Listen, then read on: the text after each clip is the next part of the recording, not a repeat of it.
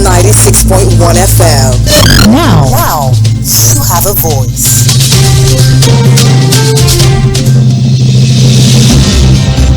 It's our legacy. Nigeria must be good. The labor of our heroes past must never be in vain. It's your mandate. Our allegiance is to the people of the Federal Republic of Nigeria and not to any political party or any political actor. News from all around the world. Voice of the People, 96.1 FM.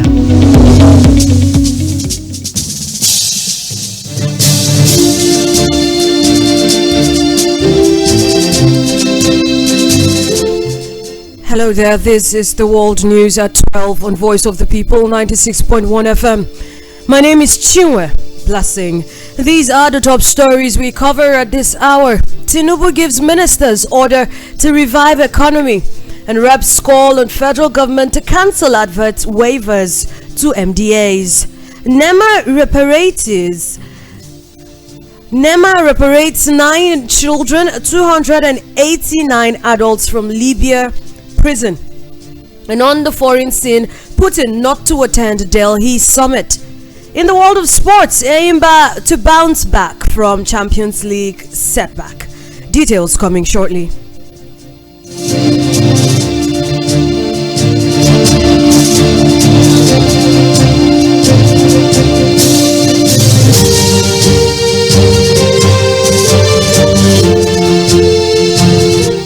President Bola Tinubu has tasked the Federal Executive Council (FEC) with a matching order to roll out actions with intentions to revival the economy and make life more tolerable for the people of Nigeria. He gave the charge to his ministers while presiding over his administration's inaugural FEC meeting held at the council chambers of the State House Presidential Villa in Abuja.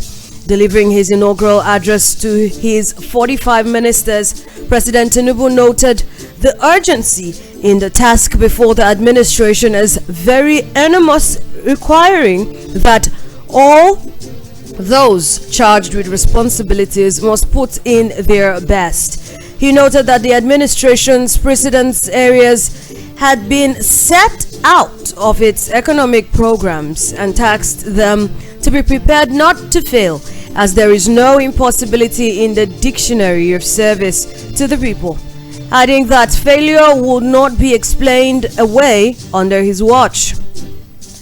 He therefore assured the ministers that he would be willing to listen to their concerns, saying he is ever ready to listen to complaints and corrections.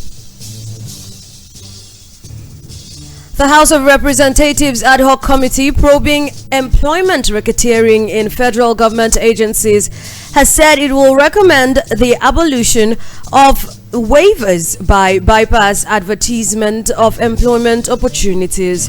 The committee chairman, Yusuf Gakdi, said this during the resumption of the investigative hearing.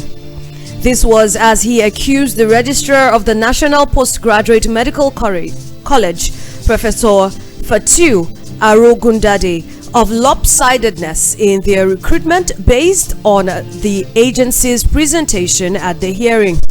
Gagdi worried that almost all the government agencies that had appeared so far for the investigation were carrying out their employment secretly, as they always applied for waivers to avoid advertising for various frivolous reasons.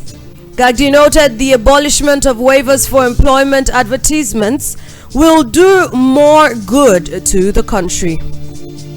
He said they will abolish the use of waivers because it is not for the good of the country.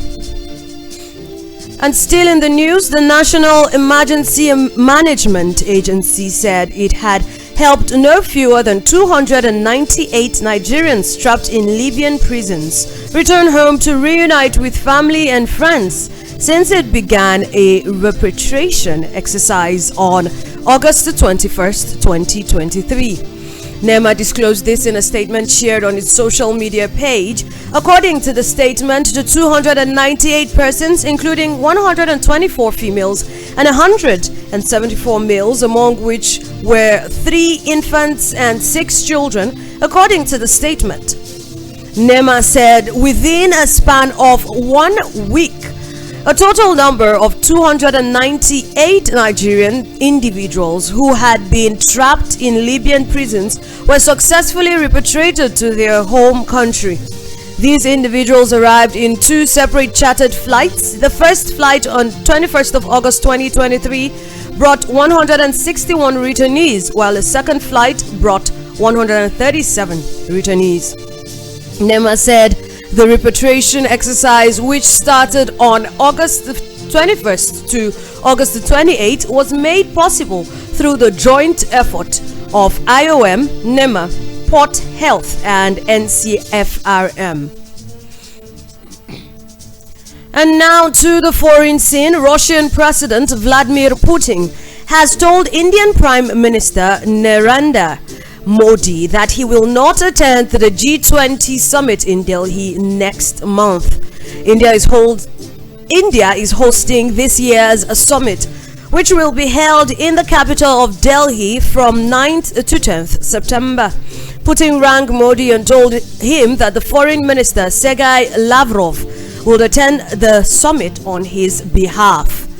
The two leaders also discussed several regional and global issues of mutual concerns. Now, recall a Russian government spokesperson had earlier said last week that Putin will not attend the summit as he had a busy schedule. The G20 includes the world's 19 wealthiest countries plus the European Union. India currently holds the G20 presidency, which rotates annually between members. Russia's invasion of Ukraine is expected to be a talking point at the summit in Delhi, where the world leaders, including the US President Joe Biden and UK Prime Minister Rishi Sunak, will be present.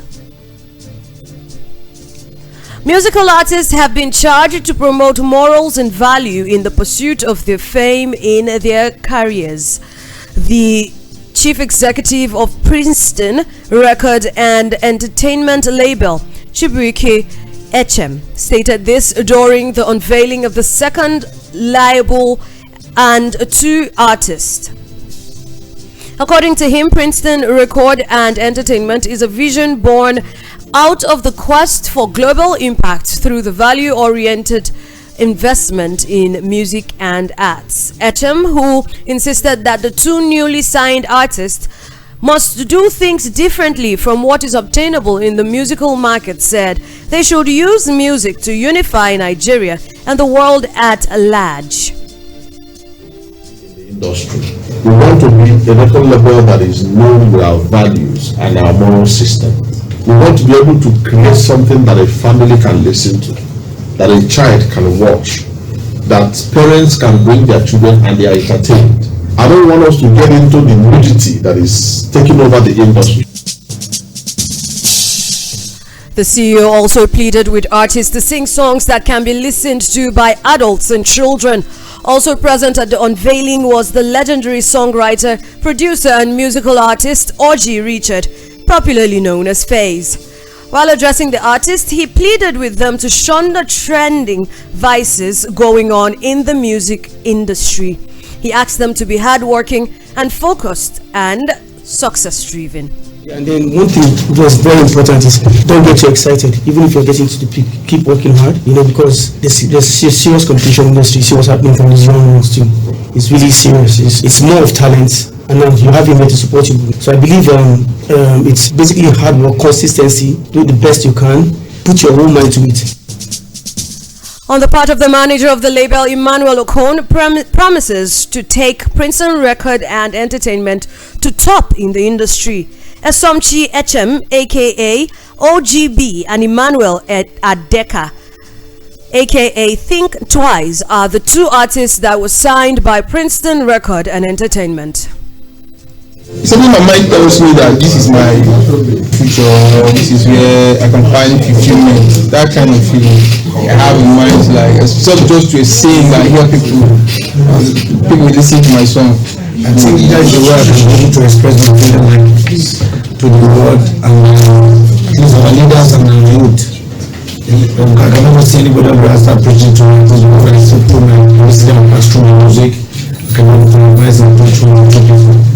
So that was my and the talent. I took it on.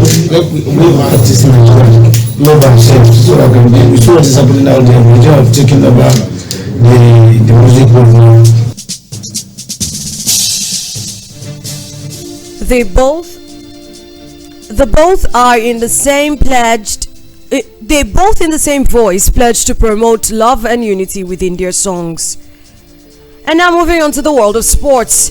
Enyimba chairman Nwankwo Kanu has acknowledged that his team's inability to beat Al Ahly Benzagi of Libya to qualify for the second round of the CAF Champions League qualifying series is a huge setback for the side. The former Nigerian captain believes the loss will make the club stronger. Enyimba needed a solitary goal in Aba to beat Al Ahly to the second round ticket after losing the away leg of the qualifier by 3-4, but they surprisingly could not get the strike in the presence of their supporters. Now, Sunday's game was Kanu's first major assignment with the two-time African champions, but he says the defeat should not define his tenure as chairman of the People's Elephant. He's consoled that although Enyimba could not score, they played well and dominated the game from the beginning to the end. Kanu said the club would recruit more talented and mature players to complement the current players, adding that with time, Enyimba supporters would see a team they would be proud of. Earlier, a proud assistant coach of Al Ahly, Wanis Kier, said his team came with a game plan to defend their lead, which they succeeded in executing perfectly. To wrap up, these are the top stories. Once again, Tinubu gives ministers order to revive economy, and reps call on federal government to cancel advert waivers to MDAs.